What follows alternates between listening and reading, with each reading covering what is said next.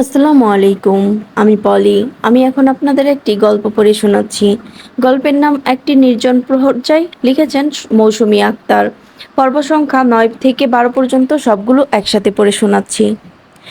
Roshan sir গম্ভীর আর থমথমে মুডে স্থির হয়ে তাকিয়ে আছেন আমার দিকে। ভ্রুযুগল কুঁচকানো, মুখের আদলে অদ্ভুত এক ভঙ্গি। এমনভাবে তাকিয়ে আছেন যেন পৃথিবীর সবথেকে আশ্চর্যজনক কিছু দেখেছেন। চোখ দুটো স্থির আমার দিকে রয়েছে। আমি দ্রুত ফোনটা কেটে বেয়াক্কেলের মতো ওনার দিকে তাকিয়ে রইলাম। কারো সম্পর্কে বানিয়ে বানিয়ে মিথ্যা বলার পর যখন দেখা হয় সে সামনে দাঁড়িয়ে আছে, তার মতো লজ্জা দুনিয়াতে আর দ্বিতীয়টি নেই। শাড়ির আঁচলের কোনা দুহাতের মুঠোয় নিয়ে কসলাচ্ছি। কেমন যেন অস্থিরতা অনুভব করছি। উনি গম্ভীর মুখে স্থির হয়ে কপাল টান টান করে হাতে তালি দিয়ে বলে উঠলেন, ওয়াও, নাইস। উনি গম্ভীরতা ভেদ করে কথা বলে উঠতেই বুকের মাঝে মাঝে বাড়ি বাড়ি মেরে উঠল আমার। আমি ভেবেছিলাম উনি হয়তো এবারও এড়িয়ে যাবেন, কেননা ওনার স্বভাবই তো ভ্রু কুঁচকে কিছুক্ষণ তাকিয়ে থেকে এড়িয়ে যাওয়া। এর আগেও বহুবার উনি এসব ব্যাপার এড়িয়ে গিয়েছেন। গম্ভীরতা ভেঙে যে আজ কথা বলে উঠবেন আমি ভাবতেই পারিনি। আমার এমন বিশ্রী ফিলিংস হচ্ছে তা বলার মতো নয়। আমি যে কি বলবো, কি উত্তর দিব কিছুই বুঝতে পারছি না। ইয়া মাবুদ, কি সমস্যায় ফেললে আমাকে। নিচে ঠোঁট কামড়ে বোকার মতো ওনার দিকে তাকিয়ে আছি। চোখে মুখে করুণ অসহায়ত্ব। আমার এইভাবে কেউ ধরা খায়। ওনার আমার সম্পর্কে কি ধারণা হয়েছে তার ঠিক নেই। আমাকে এইভাবে তাকিয়ে থাকতে দেখে আবারও থমথমে মুডে চোয়াল শক্ত করে বললেন, জাস্ট চমৎকার। আবারও বুকের মাঝে বাড়ি মেরে উঠল আমার। ওনার এই গম্ভীরতা ভেদ করে বেরিয়ে আসা প্রতিটা কথা আমার হৃদয়ের সূচের মতো ধারালো হয়ে পড়ছে। কলেজেও আমার এমন হতো। ঘন্টায় দু একটা কথা বলতেন উনি, আর আমি অধীর আগ্রহে অপেক্ষা করতাম কখন ওনার মুখ দিয়ে কথা বেরোবে।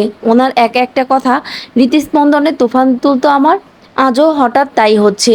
দুরু দুরু করা বুক নিয়ে মিহি কণ্ঠে বললাম, কি স্যার, তোমার বাসরঘরের গল্প ফোনে গল্প শোনাচ্ছিলে, ওটা তোমারই বাসরঘরের গল্প ছিল তো, তাই না? ইয়ে মানে, না মানে স্যার, না মানে স্যার আসলে, ইয়ে মানেটা কি?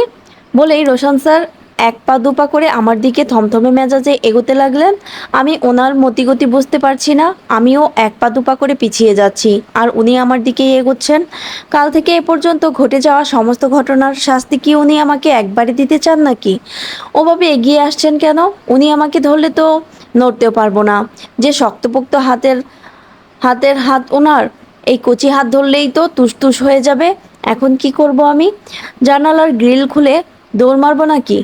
সে উপায়ও তো নেই। আস্তে আস্তে পিছিয়ে যেতে যেতে ওয়াশরুমের দরজায় গিয়ে পিঠ ঠেকলো আমার। উনিও এসে দরজায় হাত ঠেকিয়ে ঝুঁকে দাঁড়ালেন আমার দিকে। আমাদের মাঝে কোনো দূরত্ব নেই, এখন কিঞ্চিত পরিমাণ ফাঁকা।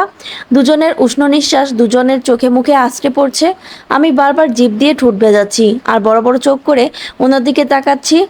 উপর উপর যতই ঝগড়া করি, মুখ চালিয়ে জিততে পারলেও গায়ের শক্তিতে তো আর পারবো না। উনি এবার আমার পা থেকে মাথা পর্যন্ত ভালোভাবে তাকিয়ে দেখে ভ্রু উঁচিয়ে বললেন, অপূর্ব। হঠাৎ ওনার মুখের প্রশংসা বেশ খানিকটা অবাক হলাম আমি, লজ্জাও পেলাম।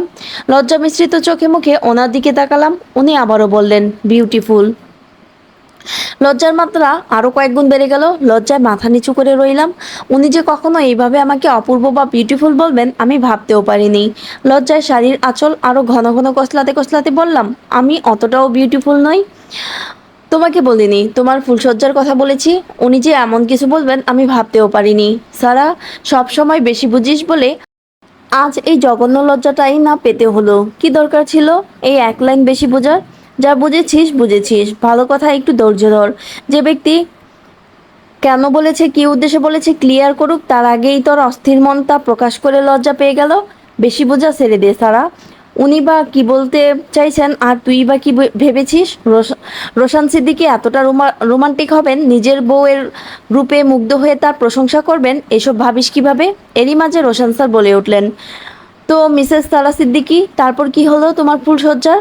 তোমার জামাই কি চুমু খেতে সক্ষম হলো? I am very interested that subject. সি ছি, কি কি লজ্জা, কি বলবো এখন? কিছু একটা করে এখান থেকে পালাতে হবে আমাকে। পেছনে হাত বাড়িয়ে আস্তে করে ওয়াশরুমের দরজা খুলে দ্রুত ভেতরে প্রবেশ করতেই উনি দরজা হাত দিয়ে ঠেলে নিজেও ভেতরে প্রবেশ করলেন। ভেবেছিলাম ওয়াশরুমের দরজা অফ করে বলবো, স্যার আমি প্রকৃতির ডাকে সাড়া দিতে এসেছি, কিন্তু কি হলো, উল্টো বিপদ বাড়লো।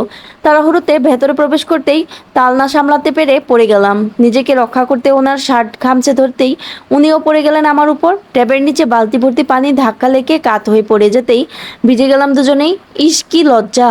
এমন পরিস্থিতি আগে কখনো হয়নি আমার। লজ্জায় চোখ বন্ধ করে রইলাম। কি বাজে পরিস্থিতি! এই প্রথম কেউ আমার উপর এসে এভাবে পড়েছে। উনিও বোধ হয় খুব লজ্জা পেয়ে গিয়েছেন। দ্রুত উঠে পড়লেন, গায়ের পানি ঝাড়তে ঝাড়তে বললেন, অঘটন ছাড়া ঘটাতে পারো না, তাই না? ওভাবে হুড়মুড় করে ভেতরে প্রবেশ করার কি প্রয়োজন ছিল? আচমকা পড়তেই মেরুদণ্ডে খুব জোরে আঘাত পেলাম। চেষ্টা করে উঠতে পারছি না। আমার মুখে যন্ত্রণার অবয়ব দেখে উনি বুঝতে পারলেন আমি হয়তো ব্যথা পেয়েছি। ঝুঁকে এসে আমাকে পাজা কোলে তুলে বললেন, এভাবে জ্বালাতে চাও আমাকে? এমনি পুড়ছি, আর পুড়িও না আমাকে। আপনাকে কিভাবে জ্বালালাম? ব্যথা তো আমি পেয়েছি, আপনি তো পাননি। কুলে তুলতে হলো কাকে? তুলেছেন কেন? অন্য কাউকে ডাকতেন। বউ আমার অন্য কেউ কুলে তুলবে? ওনার মুখে বউ কথাটা শুনে আবারও লজ্জা পেয়ে গেলাম আমি। এরই মাঝে জিনাত নক না করেই আমাদের রুমে প্রবেশ করলো। আমাদের এইভাবে দেখে জিনাতের চোখ বড় বড় হয়ে গেল। জিনাতের সামনে এই অবস্থায় ভীষণ লজ্জা পেলাম আমি। রোশন স্যারও খুব লজ্জা পেলেন বোধ হয়। উনি আমাকে বিছানায় বসিয়ে দিয়ে জিনাতকে বললেন, জিনাত এসো বসো। রোশন স্যার আলমারি থেকে একটা পাঞ্জাবি বের করে ওয়াশরুমে প্রবেশ করলেন। জিনাত আপু আমার সামনে এসে বললেন, এইভাবে দরজা খোলা রেখে বেহায়াপনা করছো? বাড়িভর্তি মানুষ, লজ্জা থাকা উচিত। আপনি নক না করে কেন ঢুকেছেন? আমি কি জানতাম দিনে দুপুরে লীলা চলছে? কিভাবে পারো অপরিচিত একটা পুরুষের সাথে একদিনে এত ক্লোজ হতে? আপনি বাড়ি যাননি এখনো? এখনো বাড়ি যাইনি মানে? এটা আমার ফুপির বাড়ি, এখানে যখন ইচ্ছা আসি যাই আমি। তুমি কোন রাইটে কথা বললে? অপরাধ হয়েছে আমার, কারণ আমি ভাড়াটিয়া এ বাড়ির ভাড়া থাকতে এসেছি আমি। সারা তোমাদের মাঝে ভদ্রতার অভাব আছে অনেক। কে বলবে তুমি নতুন বউ? ভদ্রতা শেখাবেন প্লিজ। অন্যের বেডরুমে নক না করে ঢোকার ভদ্রতা, অন্যের জামাইয়ের দিকে নজর দেওয়ার। রোশন ভাইয়া এটা কি বিয়ে করেছেন আপনি? এ কোনো মেয়ে? এর মাঝে টোটাল কোনো ভদ্রতা নেই। অসভ্যদের মতো তর্ক করে, ঘরে দরজা খোলা রেখে নোংরামি করে। Zinat, we are married. দিন আর রাত বলে কথা নেই। Now you get lost. আর হ্যাঁ, ও আমার ওয়াইফ এখন, আর শুধু সারা নয়, আর সারা সিদ্দিকি। সো ওকে রেসপেক্ট করতে না পারলে আমার মুখোমুখি হতে হবে। ও এখন সিক, ওকে রাগিও না। জিনাতের মাথায় যেন আকাশ ভেঙে পড়লো। হন করে বেরিয়ে গেল। আমার মুখে মুহূর্তের মাঝে হাসি ফুটলো। অদ্ভুত এক ভালো লাগা তোলা দিল মনের মাঝে। পরের দিন খুব ভোরে হাই তুলতে তুলতে ঘুম থেকে উঠলাম আমি। ওশানকে ফাঁকা জায়গায় পাচ্ছি না। ওশানের সাথে বোঝাপড়া আছে আমার। বাপের বাড়ি থেকে ঘুরে এসে ওশানকে দেখব। আজ নাকি যেতে হবে। ঘুম থেকে উঠে দেখি আমার দাদু আর রোশান স্যারের দাদু দুজনেই মসজিদ থেকে ফিরছেন গল্প করতে করতে। তরি উঠান ঝাড়ু দিচ্ছে। তরির থেকে ঝাড়ুটা নিয়ে বললাম, ওয়াও বেবি, এগুলা কাজ আমার দারুণ লাগে, দাও না আমি করি। না ভাবি, প্লিজ। কাল রাতে আম্মা আমাকে গালি দিয়েছে খুব। বলেছে আপনাকে আমি কেন কাজে দিয়েছি। রোশান ভাইয়া মাছ ধুতে বললে আমি কেন এগিয়ে গেলাম না। এসব আরও অনেক কথা ভাবি, আরও অনেক কথা আছে। কাল আপনার দেবর আর সোয়া সারাদিন ঘুরোঘুরি করে এসেছে। কেমন লাগে ভাবি বলুন তো? আমার আমার পাশে শুয়ে যদি বলে, তোমার সাথে কাটানো মুহূর্তগুলো ভীষণ মিস করছি। রাতে একা ঘুমাতে ভালো লাগে না। সোয়া কাল রান্না করে পাঠিয়েছে। শাশুড়ি ভীষণ খুশি জানেন। তার ছেলে পাপ করে এসে মায়ের কাছে বলে, আর তার মা আনন্দে আত্মহারা হয়ে যায়। তরি আমি আছে না, সোয়া আর ওশানের রিলেশন দেখবা নেই কিভাবে সুমন্তর ছু ইরি বিরি সিরি এই মন্ত্র সুরে মারবো। কাল আমার ভাতিজির মুখটা দেখার মতো ছিল। জীবনে প্রথম আমি খুশি হয়েছি। আমাকে খুব জ্বালিয়েছে জিনাত। ও নেক্সট ডে বাড়িতে আসুক। ওর জন্য এই উঠান ঝাড়ু দেওয়া ঝাঁটাটা ওর জন্য রেখে দিলাম। জানো তোরি, আমি অন্যায় দেখতে পারি না, একটুও পারি না। আমার খুব প্রতিবাদ করতে ইচ্ছা করে, বিশেষ করে ওই সব মানুষদের বেশি অপছন্দ যারা পরকীয়াতে লিপ্ত, নিজের ওয়াইফ রেখে অন্য নারীতে আসক্ত।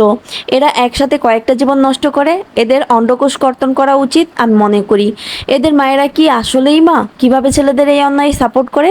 এই সব মায়েদেরও শিক্ষা হওয়া উচিত। আমি যদি প্রধানমন্ত্রী হতাম এদের জন্য আলাদা আইন চালু করতাম।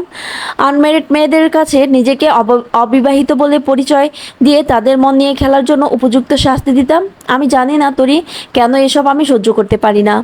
আর জানো, তোমার দিকে তাকালেই আমার কষ্ট হয়। আমার মনে হয় যদি তোমার সবটুকু কষ্ট আমি নিয়ে নিতে পারতাম, ওই যন্ত্রণা যদি আমি সহ্য করে তোমাকে সুখী করতে পারতাম, আমি শান্তি পেতাম। আমার জীবনের কোনো পুণ্যর ফলে আপনার সাথে পরিচয় ভাবি। আপনার মতো মেয়ে প্রতিটা ঘরে ঘরে লাগবে ভাবি। ওশান, জিনাত, আম্মা, ছোঁয়া এদের শাস্তির জন্য। আর রোশান ভাইয়া খুব লাকি ভাবি। ওনাকে তো ভালোবাসি না, কিভাবে লাকি হলো? ভালোবাসেন না তাহলে জিনাতের উপর খেপলেন কেন? আমিও ভালোবাসবো না, কাউকে বাঁচতেও দিব না, বুঝলে? দরজা জোরে বাড়ি লাগলো ওয়ালের সাথে। প্রকট শব্দে ফিরে তাকালাম তরি আর আমি। ওশান ব্রাশ হাতে নিয়ে মেজাজের সাথে বেরিয়ে এলো নিজের ঘর থেকে। গলায় একটা গামছা ঝুলানো রয়েছে। আমার দিকে আর চোখে তাকিয়ে তরির দিকে তাকিয়ে চাপা কণ্ঠে বলল, তোর ছেলে উঠেছে, যা গিয়ে তোল। আর তোরে বলছি না ছেলেকে নিয়ে অন্য ঘরে ঘুমোবি? সারাদিন খাটাখাটনি করে এসে বাচ্চার বিরক্তিতে ঘুমাতে পারি না ঠিকভাবে। লাইফটা হেল করে ছাড়লি আমার। নিজের বাচ্চাকেও বিরক্ত লাগে আপনার? ছেলে বড় হলে কিভাবে মুখ দেখাবে ওর সামনে? খানকির বাচ্চা, মুখে মুখে তর্ক করিস, জ্ঞান দেশ তুই আমারে। তা তুমি কি খাটাখাটনি করো সারাদিন? সোয়ার পেছনে ঘোরাটা তো তোমার আসল খাটনি। কি বললি কুত্তার বাচ্চা? সোয়ার নাম উচ্চারণ করার যোগ্যতা আছে তোর? ওর পা ধুয়ে পানি খাওয়ার যোগ্যতাও নেই। বলেই ওশান এদিক সেদিক তাকাচ্ছে। দেখেই বোঝা যাচ্ছে তরিকে মারার জন্য লাঠি খুঁজছে। আমি তরিকে বললাম, তরি তুমি যাও রোহানের কাছে, আমার দেবরের সাথে আমার কথা আছে। তরি ওশানের দিকে তাকিয়ে বলল, ভাবি শুধু ছেলেটার মুখের দিকে তাকিয়ে বেঁচে আছি, না হলে এসব সহ্য করতাম না। কবে এই গলায় ফাঁস দিতাম, ছেলেটার জন্য পারি না। ওরে পাগলি, জীবন একটা যুদ্ধক্ষেত্র, এখানে মরে গিয়ে হেরে যেতে নেই। যেমন কুকুর তেমন মুগুর না মারলে এখানে টিকে থাকা মুশকিল। তরি অশ্রু ভেজা চোখ নিয়ে মাথা নিচু করে চলে গেল নিজের রুমে। ওশান পেছন থেকে ডেকে আরও কয়েকটা বিশ্রী গালি দিয়ে বলল, তোর সময় ফুরিয়ে এসেছে, অপেক্ষা কর। তোর চ্যাপ্টার এবার পুরোপুরি ক্লোজ করার সময় হয়ে গিয়েছে। তোকে তো মুখে মুখে আমি বহুবারই তালাক দিয়ে দিয়েছি। নির্লজ্জের মতো পড়ে আছিস কেন? কাবিনে যা আছে ডাবল দিয়ে দেব, ছেলে রেখে বিদায় হ। এরই মাঝে শাশুড়ি এসে বললেন, তা যাবে কেন? এত ঘন এত ঘন ভাত পৃথিবীর কোথাও নেই। এত মাগনা খাবার সহজ না। ওশান মায়ের দিকে তাকিয়ে বলল, আম্মা, আমি কিন্তু আর সহ্য করতে পারছি না। শুধু ভাইয়ার জন্য অনেক সহ্য করছি। ভাইয়া তো ঠিকই নিজের জন্য 1 নাম্বার মেয়ে চয়েস করেছে। আমার বেলায় যত জ্ঞান। আমি এবার রোশানকে সবটা বুঝিয়ে বলবো। ওই আপদ বিপদ দূর কর বাড়ি থেকে। কাল আমাকে দিয়ে মাছ ধুইয়েছে, মাছের ভেতর শিং মাছের কাঁটা রেখে দিয়েছিল, প্রতিশোধ নিতেই এমন করেছে। আমি আশ্চর্যজনকভাবে তাকিয়ে আছি ওশানের মায়ের দিকে। মায়েরা বুঝি এমনও হয়? আমার দিকে তাকিয়ে অমায়িক হাসি দিয়ে বলল, মা, সারা ওর থেকে দূরে থেকো। আর তুমি রোশানকে বুঝিও এই মেয়ের কথা যেন বিশ্বাস না করে। দেখলে না, কাল তুমি আসতে না আসতেই তোমাকে দিয়ে মাছ কোটালো, আবার আজ হাতে ঝাড়ু তুলে দিয়েছে। দেখেছো কিভাবে পাল্লা দিচ্ছে? তরি আমাকে কিছু বলেনি আম্মা। আপনার তরির সাথে এমন করছেন কেন? তুমি তরির ব্যাপারে কিছুই জানো না, তাই তোমার মাথাও খেয়ে নিয়েছে। আমি ছাড়া আম্মা কেউ আমার মাথা খেতে পারবে সেটা সম্ভব নয়। শ্বশুর শাশুড়িকে ডাকছেন, আম্মা চলে গেল। আমি অগ্নিচোখে ওশানের দিকে তাকালাম। আম্মা চলে যেতেই ওশান আমাকে বলল, আমার সাথে গেস্ট রুমে এসো, কথা আছে সারা। কথা তো আমারও আছে, চলুন। গেস্ট রুমে যেতেই ওশান বলল, সারা, কাল থেকে বহুবার তোমার সাথে কথা বলার সুযোগ খুঁজেছি কিন্তু পারিনি। তোমার সাথে আমার কথা আছে। আর তুমি যা ভাবছো তা নয় সারা। তোরই বাচ্চা, এসব কিছুই আমার বলে আমি স্বীকার করি না। এসব আমার জীবনে একটা অ্যাক্সিডেন্ট। আমি তোমাদের সব বলতাম। উষানের মুখে খানিকটা থুতু ছুঁড়ে মেরে বুকে হাত বেঁধে দাঁড়ালাম। গুরুগম্ভীরভাবে প্রশ্ন করলাম, কি বলতি তুই? বল কি বলতি? সারা, তুমি আমাকে তুই বলছো? এর থেকে নিচের কিছু আছে? জানা আছে তোর? থাকলে বল। নাম মানে তোর কাছে তো নিকৃষ্ট ভাষার শেষ নেই। তরিকে যে ভাষাগুলো ইউজ করিস ওগুলো বলবো? প্রবলেম নেই, সব ধরনের গালি আমার মুখস্থ আছে, কিন্তু পারিবারিক শিক্ষা আমার যথেষ্ট ভালো, তাই ইউজ করি না। তবে সেরকম হলে ইউজ করব। তুই আর তোর মা যে ভাষায় বুঝবি আমিও সেই ভাষাতেই বুঝাবো। সারা, তুমি আমাকে ভুল বুঝছো। আমি জানি আমি মিথ্যা বলেছি, কিন্তু কেন বলেছি বলার সুযোগ দাও। তুই যে কাজ করেছিস তা সঠিক প্রমাণ করার জন্য পৃথিবীতে এমন কোনো দলিল তৈরি হয়নি। এতটা নিকৃষ্ট আর জঘন্য কাজের পক্ষে কোনো যৌক্তিকতা থাকতেই পারে না। তুই তো বিয়ের মতো পবিত্র সম্পর্কের সমস্ত নিয়ম ভেঙেছিস।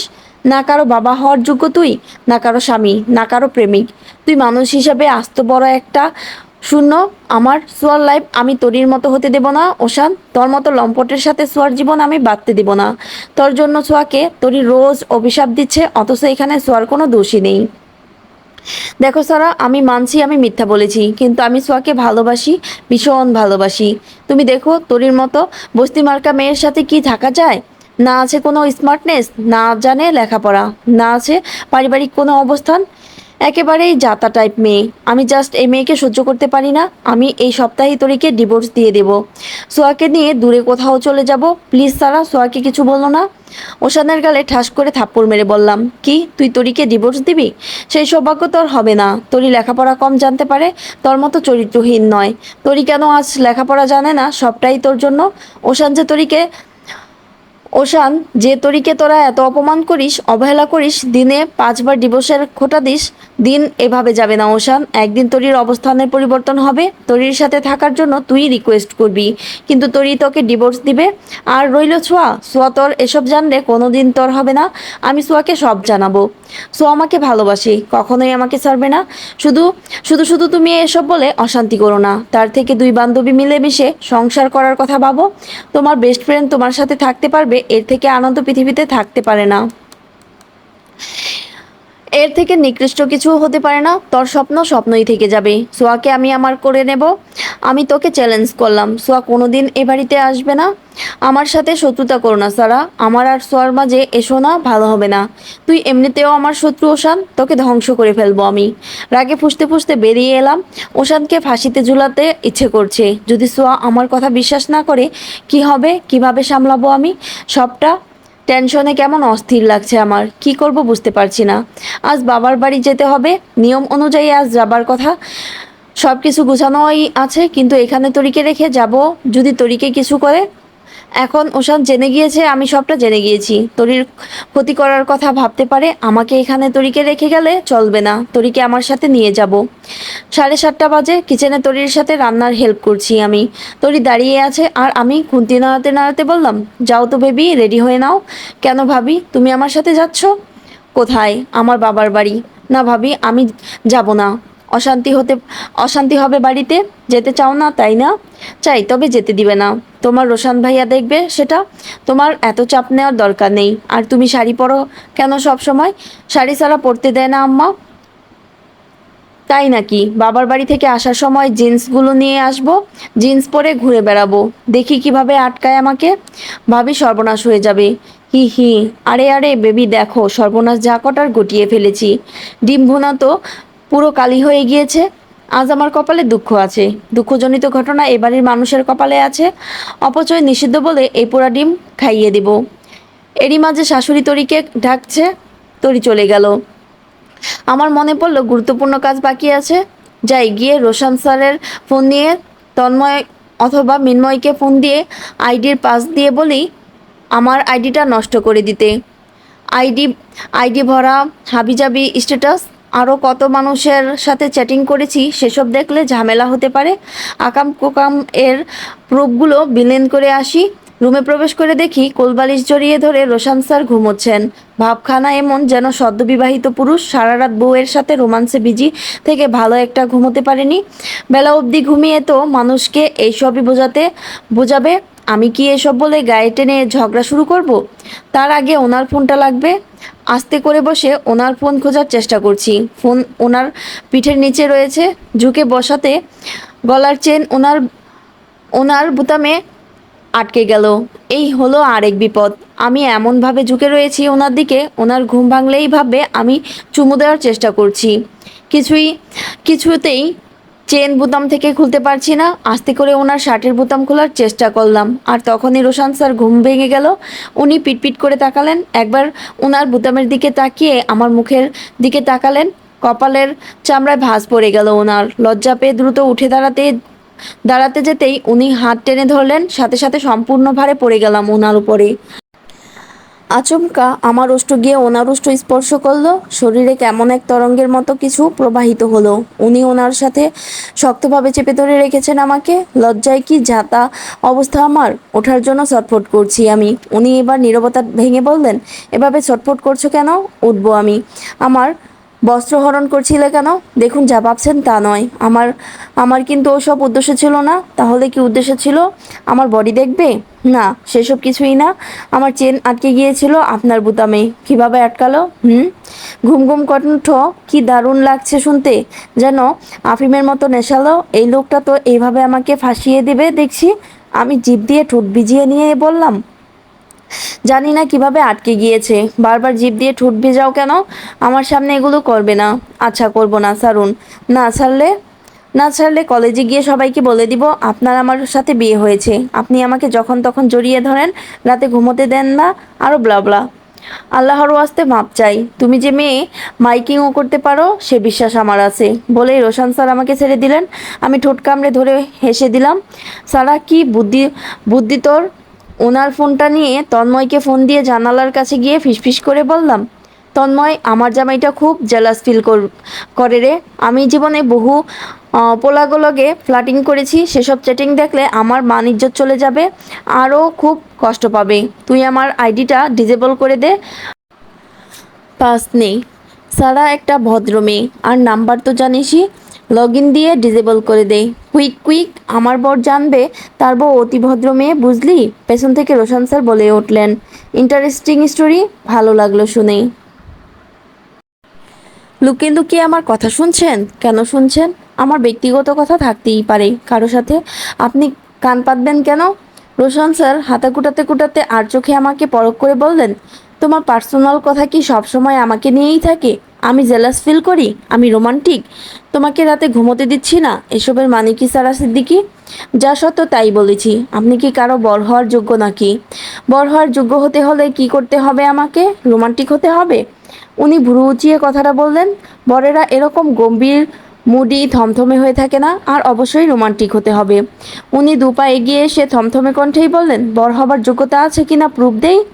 বলেই আমার হাত ধরে হ্যাচকা টান মেরে ওনার দিকে টেনে নিলেন। সাথে সাথে গিয়ে ওনার বুকে আছড়ে পড়লাম আমি। উষ্ঠদয় গিয়ে ওনার বুক স্পর্শ করলো। হঠাৎ অজানা এক অনুভূতিতে শিওরে উঠলাম। শরীরের লোমকূপ মুহূর্তের মাঝে জেগে উঠেছে। ওনার গায়ে শার্ট থাকা সত্ত্বেও যেন ওনার শরীরের উষ্ণতা আমার ওই সম্পূর্ণভাবে অনুভব করেছে।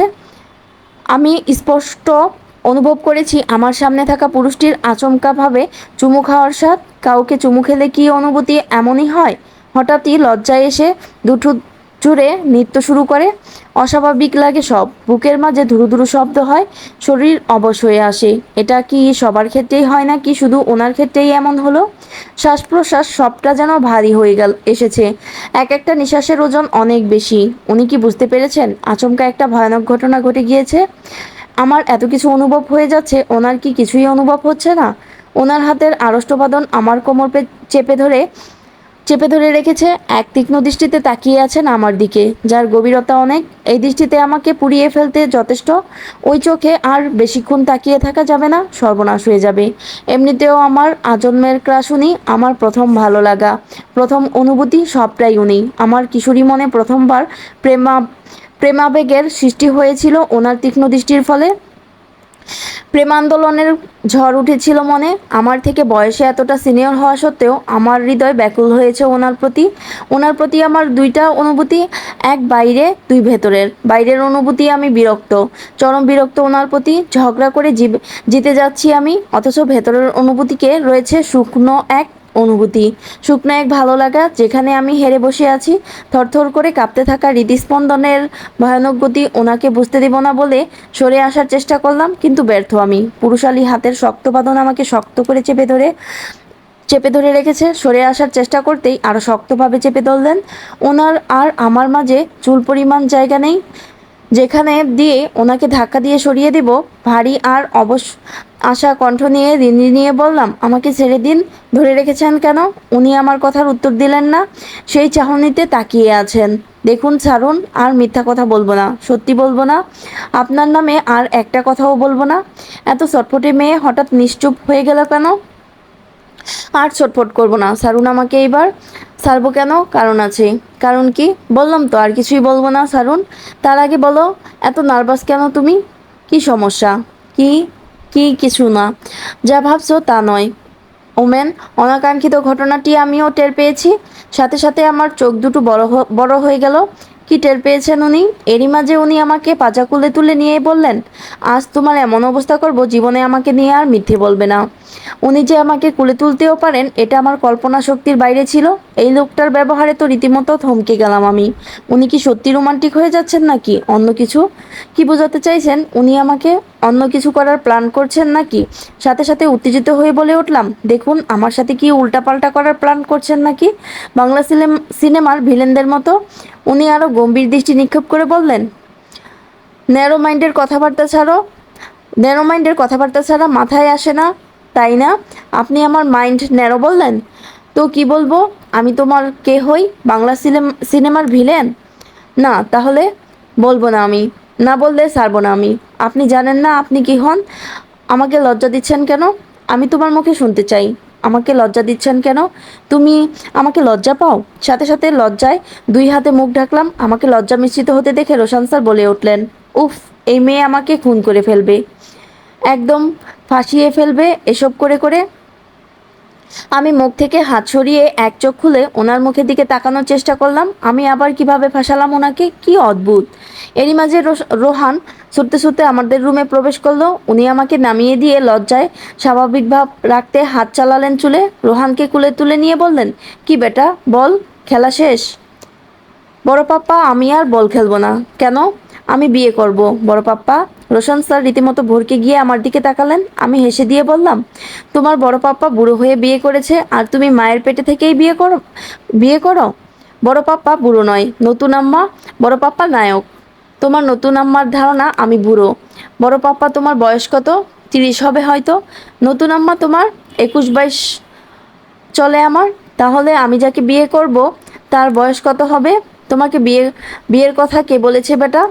দাদুভাই বলেছে তোমার শাশুড়ির সাথে আমার বিয়ে দিবে। আমি রোশন স্যারকে বললাম, আমাকে গিয়ে বলুন তরি আমাদের সাথে যাবে। তাহলে বাড়িতে রান্না কে করবে? আপনি এতদিন বিয়ে করেননি, নিয়ম অনুযায়ী আপনার ভাইয়েরও বিয়ে করার কথা নয়। তাহলে কে রান্না করতো এতদিন শুনি? আম্মাই করতো। দুদিন আম্মা রান্না করলে কি খুব অসুবিধা হবে? না, বাট আম্মা আগুনের কাছে যেতে পছন্দ করে না। না, বাট আম্মা আগুনের কাছে যেতে পছন্দ করে না। ও, আর তোরই খুব পছন্দ করে, তাই তো? সেটাও না। আপনার যে না হওয়া প্রেমিকা ছিল না, জিনাত, আমার ভাতিজি, তাকে ফোন করে ডাকুন আর বলুন এসে রান্না করে দিয়ে যেতে। তবে শর্ত আছে, আপনি এ বাড়ি ত্যাগ করার 20 মিনিট পরে সে এ বাড়িতে ঢুকবে, আবার আপনি ব্যাগ আসলে 20 মিনিট আগে বেরিয়ে যাবে। 20 মিনিট আগে পরে কেন? কারণ আপনার শরীরের ঘ্রাণ যে এ বাড়িতে বাতাসে ছড়িয়ে থাকবে, সেটা 20 মিনিটে বিলীন হয়ে যাবে। আমি চাই না আপনার বাতাসও ওর গায়ে লাগুক। আবার জিনাত এ বাড়িতে থাকলে ওর বাতাসও এ বাড়িতে থাকবে। তাই ও বেরিয়ে যাবার 20 মিনিট পরে আপনি ঢুকবেন। তাহলে জিনাত ফিনাত এর দূষিত বাতাসও আপনার গায়ে লাগবে না। আল্লাহ, কি ডাকিনীর হাতে ফেলেছো আমায়! ঘর থেকে বেরিয়ে শুনি তরি কাঁদতে কাঁদতে রান্নাঘরের দিকে যাচ্ছে। তরির হাত টেনে টেনে ধরে বললাম, কি হয়েছে বেবি তরি? কিছু না ভাবি। কথা লুকাও কেন, বলো আমায়। আম্মা পায়ে মালিশ করিয়েছেন 1 ঘন্টা ধরে, মালিশ শেষ খাবার চাচ্ছেন। বললাম, আম্মা একটু দেরি হবে, 1 ঘন্টা তো এখানেই কেটে গিয়েছে। আম্মা কাঁসার বাটি ছুঁড়ে মেরেছেন। বিশ্রী গালিগুলো তো আছেই, খাওয়ার জন্য পড়ে আছি, এই ফোঁটা শুনে খাবার পেটে যায় না ভাবি। তরির কপাল ফুলে উঠেছে খানিকটা, দেখেই রক্ত টকবক করে উঠল আমার। কোনো কথা না বলে রান্নাঘরে গিয়ে সমস্ত খাবারের ঢাকনা উঠিয়ে অতিরিক্ত লবণ, মরিচের গুঁড়ো, হলুদের গুঁড়ো দিয়ে ভরে ফেললাম। ভাতেও অতিরিক্ত লবণ মেশালাম। আমাকে এমন পাগলপানা করতে দেখে তরি আমাকে বারবার আটকানোর চেষ্টা করলো, কিন্তু আমার মাথা ঠিক নেই, সব ভেঙে চুরে ফেলতে ইচ্ছে করছে। রক্ত টকবক করে জ্বলছে, ভয়ে চোখে ভয়ঙ্কর চাহনি, ঠোঁটজোড়া কাঁপছে। রাগে ফুঁসতে ফুঁসতে বললাম, আজ খাওয়াই বন্ধ সবার। ভাবি, দাদু কি খাবেন? দাদু দুজনেই আমাদের সাথে যাবেন, হোটেলে খাওয়াবো। আগে এই শাশুড়িকে দেখে নেই আমি। খাবার টেবিলে সবাই খেতে বসেছে। রোশন স্যার তার আম্মাকে বললেন, আম্মা, তরি, রোহান আর দাদু আমাদের সাথে যাবে। কথাটা শুনেই শাশুড়ির চোখ কপালে, সাথে সাথে বলে উঠলেন, না না বাবা, তরি গেলে কিভাবে হবে? ওর যেতে ও যেতে পারবে না। রান্নাবান্না, ঘর সামলানো, এসব কে দেখবে? মাত্র দুজনের রান্না পারবে না তুমি? জিনাতকে আমি ফোনে বলে দিব, ও এসে হেল্প করবে। তোরির ভালো শাড়ি নেই? নতুন আত্মীয়ের বাড়ি যা তা পরে গেলে ইজ্জত থাকবে না। কেন নেই? কেন আম্মা? আমি তো টাকা দিয়ে দেই ওর হাতে, ও কি করে আমি জানি না। ব্যাংক ব্যালেন্স গোছাচ্ছে। তোরই ব্যাংকও চিনে। তাদের কথা থামিয়ে দিয়ে বললাম, তোরই আমার শাড়ি পরবে আর পথে গিয়ে ওর জন্য শপিং করব। ওশান বলল, ও যেখানে যাবে আনকালচারের মতো চলাফেরা করবে, ওর যেতে হবে না। রোশান স্যার চোখ তুলে ভয়ানক দৃষ্টিতে তাকালেন ওশানের দিকে। ওশান মাথা নিচু করে রইল। এরই মাঝে সবাই খাবার মুখে দিয়ে ছিটকে পড়ল। এমন জঘন্য স্বাদের খাবার আগে কেউ খায়নি, বোঝাই যাচ্ছে। সবাই তরিকে কিছু বলার আগেই বললাম, আমি রান্না করেছি, কেমন হয়েছে? রোশন স্যার বললেন, অদ্ভুত। আমার দাদু বললেন, দিদি তুমি এটা রান্না করেছো? বিশ্বাস হয় না। চুপ করো তো দাদু। শাশুড়ি বললেন, আমি কি আজ না খেয়ে থাকবো? এ খাবার তো খাওয়া যাচ্ছে না। শাশুড়িকে বললাম, আম্মা লবণ একটু বেশি হতে পারে, কষ্ট করে খেয়ে নিন, খেতে খারাপ হয়নি। দাদু বললেন, হ্যাঁ বৌমা, খেয়ে নাও, বলেই হেসে দিলেন। মনে মনে লা লা লা লা গান গাইতে গাইতে ডাইনিং সেটে উঠলাম। তরিকে আমার একটা শাড়ি পরিয়ে দিলাম। রওনা হলাম আমার আব্বু আম্মুর কাছে, আমার প্রশান্তির শহরেই। সূর্যের তেজস্ক্রিয় উত্তাপ চারদিকে ঝলমল করছে ধরণী। সবুজ প্রকৃতির শিশির বিন্দুকণা শুকিয়ে গিয়েছে, সতেজ প্রাণবন্ত লাগছে প্রকৃতি। আকাশের বুকে ঠাই হয়ে দাঁড়িয়ে আছে এক সারি সুপারি গাছ। গাছের নিচটা সাদা চুনে ডিজাইন করা, দেখে মনে হচ্ছে কোনো পার্কের পাশ দিয়ে যাচ্ছি। সাদা রঙের প্রাইভেট কারটা দ্রুত গতিতে ছুটে চলেছে এই সারিবদ্ধ গাছের পাশ দিয়ে। তরি খোলা জানালা দিয়ে বাইরে তাকিয়ে আছে। শীতল বাতাস আর মুক্ত পরিবেশ তরি ভীষণভাবে উপভোগ করছে। মনে হচ্ছে দীর্ঘদিনের পিপাসিত পিপাসিত হৃদয়ে এক পশলান বৃষ্টি নেমেছে, শীতল করেছে হৃদয়কে। মেয়েটা মুগ্ধ হয়ে দেখছে সবকিছু। তরির ফর্সা শরীরে নীল রঙা শাড়িতে অন্যরকম সুন্দর লাগছে। মেয়েটার ভেতরে এত সৌন্দর্য লুকিয়েছিল, কেউ কোনোদিন খেয়ালি করেনি। এরা হলো আসল এরা হলো আসল সুন্দরী, যার গায়ে নেই কৃত্রিম প্রসাধনীর কোনো অংশ। ন্যাচারালি নজর কাড়া রূপের অধিকারিণী। রোহান তরির কোলে বসে চিপস খাচ্ছে। তরির পাশে রোশান স্যারের দাদু বসে আছেন। ড্রাইভারের পাশে বসে আছেন আমার দাদু। আমি আর রোশান স্যার পেছনের সিটে বসে আছি। রোশান স্যার জানালার পাশে বসেছেন। এক হাত জানালায় কোনোই ঠেকিয়ে আরেক হাত দিয়ে ফোন স্ক্রল করছেন। ওনার পরনে আকাশি রঙের পাঞ্জাবি। শ্যামবর্ণের শরীরে সুন্দরের কোনো কমতি নেই। আমি মুগ্ধ নয়নে তাকিয়ে আছি ওনার দিকে। পাঞ্জাবির হাতা গোটানো কালো ফিতা ঘড়িটার দিকে নজর গেল। হাতের লোমকূপের মাঝে ঘড়িটার জন্য হাতের সৌন্দর্য যেন বহুগুণ বেড়ে গিয়েছে। এই শ্যামসুন্দর পুরুষ আমার স্বামী ভেবেই এক শীতল অনুভূতি হৃদয়ে নাড়া দিল। সারা, তুই অনেক ভাগ্যবতী। জীবনে যাকে ভালো লেগেছিল তাকেই স্বামী হিসেবে পেয়েছিস। ঠোঁটের কোণে মৃদু হাসি ছোটাছুটি করছে, যেন এখনই বড় আকারে প্রকাশ পাবে। ভেতরে ভালো লাগা ভেতরে চেপে রাখতে ভীষণ কষ্ট হচ্ছে। ইচ্ছে ইচ্ছে হচ্ছে একটা খোলা জিপে দাঁড়িয়ে আকাশের পানে পাখির মতো ডানা মেলে বলি, রোশন স্যার, আপনার ব্যক্তিত্ব আমাকে মুগ্ধ করেছিল।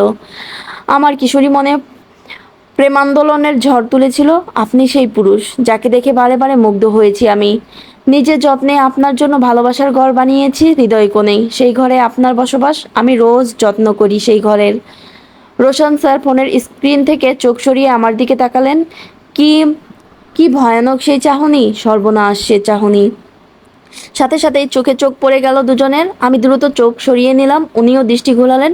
মিনিট খানিক পরে আমি আবার তাকালাম। তাকিয়ে দেখি উনিও তাকিয়ে আছেন আমার দিকে। আবারও চোখে চোখ পড়তেই লজ্জা পেয়ে গেলাম। ইস, কি লজ্জাটাই না পাচ্ছি। আমার না হয় ওনাকে দেখতে ইচ্ছে হচ্ছে, কিন্তু উনি কেন তাকিয়ে আছেন?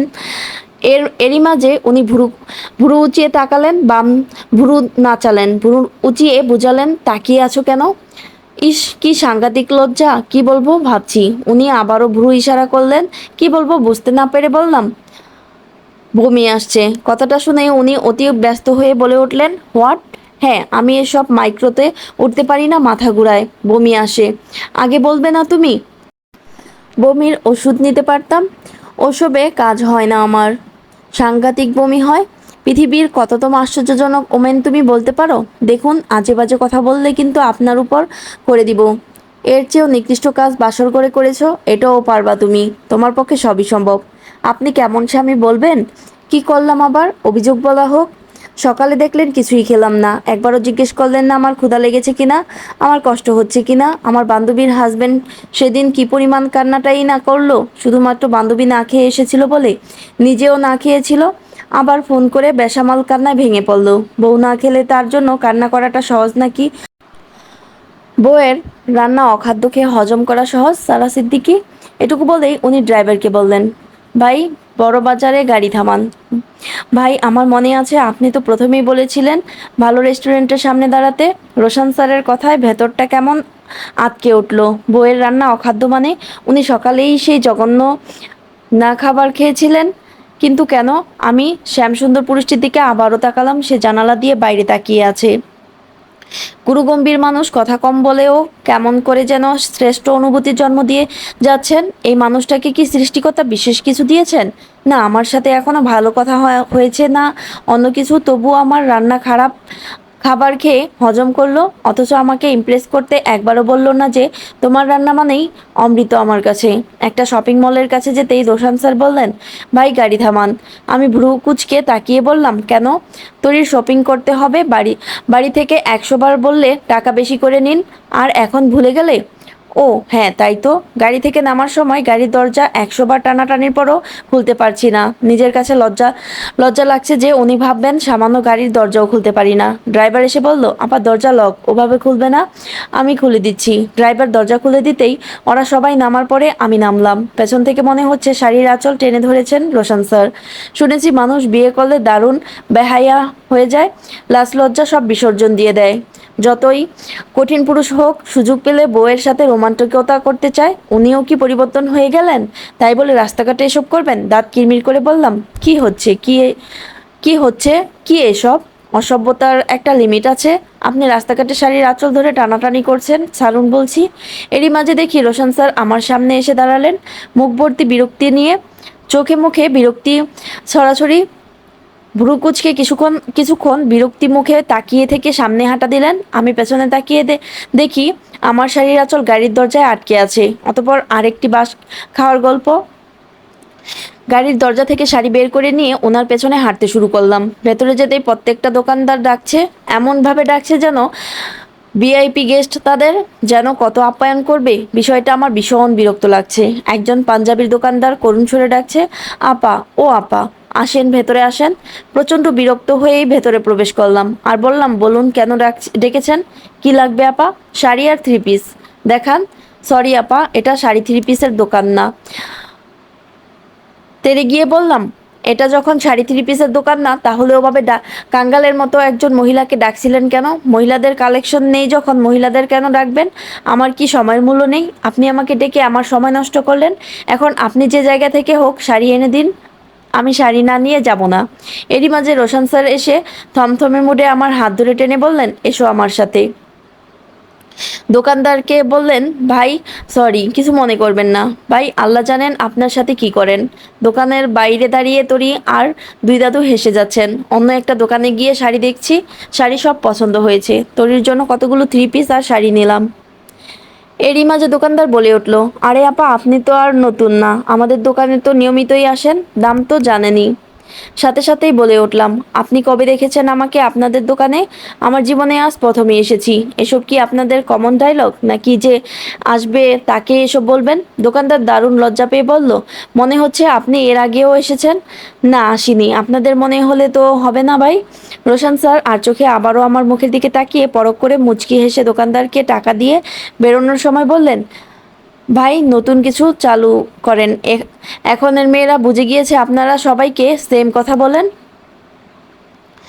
হঠাৎ একটা দোকানে টাঙানো মেরুন কালারের পাঞ্জাবির দিকে নজর গেল। দোকানে গিয়ে পাঞ্জাবির দাম দর ঠিক করার পর বলল, আপা বিক্রি করি 4000 টাকা, আপনার জন্য 3000 টাকা, কেনা দামেই দিচ্ছি। আবারও মেজাজ খারাপ হলো। আজ সিদ্ধান্ত নিয়েছি যে এসব বলবে ঝগড়া করব। তেজশ্রী মুডে বললাম, কেন? আমার জন্য কম কেন? আমি কি বিশেষ কেউ? আপনার আত্মীয়, আপনার পরিচিত, আপনার বন্ধু, না অন্য কিছু? কেন কেনা দামে দিবেন সেই কৈফত দিন। না আপা, সবার সাথে তো ব্যবসা করা যায় না, কিছু কাস্টমার স্পেশাল। আমি স্পেশাল, ওকে ফ্রিতে দেন। দাদু বললেন, ভুলেও আর যাকে তাকে এসব বলে ব্যবসা করো না ভাই। পাঞ্জাবিটার টাকাটা রোশন স্যার দিতে গেলেও নিষেধ করলাম, নিজের টাকাতেই কিনলাম। রোশন স্যার বললেন, কার জন্য এটা? আমার প্রেমিকের জন্য। উনি ভুরু কুঁচকে তাকিয়ে রইলেন আমার দিকে। এই ছিল একটি নির্জন প্রহর চায়ের 9 থেকে 12 পর্যন্ত সবগুলো পর্ব একসাথে।